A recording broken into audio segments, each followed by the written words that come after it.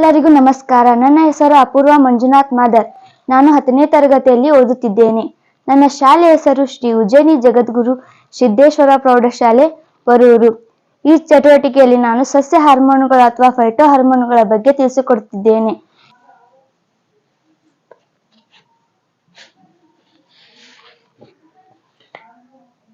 ಇವು ಸಸ್ಯಗಳ ಬೆಳವಣಿಗೆ, ವಿಕಸನ, ಸಂತಾನೋತ್ಪತ್ತಿ ಮತ್ತು ಒತ್ತಡ ಸಹಿಷ್ಣುತೆಯನ್ನು ನಿಯಂತ್ರಿಸುವ ನೈಸರ್ಗಿಕವಾಗಿ ಸಸ್ಯಗಳಲ್ಲೇ ಉತ್ಪಾದಿಸಲ್ಪಡುವ ರಾಸಾಯನಿಕ ಸಂಯುಕ್ತಗಳು.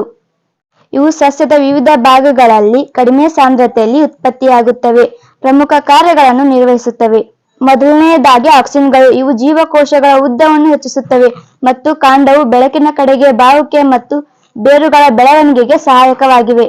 ಎರಡನೆಯದಾಗಿ ಜಿಬ್ಬರ್ಲಿನ್. ಇವು ಜೀವಕೋಶಗಳ ಉದ್ದ ಮತ್ತು ಕಾಂಡದ ಬೆಳವಣಿಗೆಗೆ, ಬೀಜಗಳ ಮೊಳಕೆಯೊಡೆಯುವಿಕೆ ಮತ್ತು ಹಣ್ಣುಗಳ ಗಾತ್ರ ಹೆಚ್ಚಳಕ್ಕೆ ಸಹಾಯಕವಾಗಿವೆ.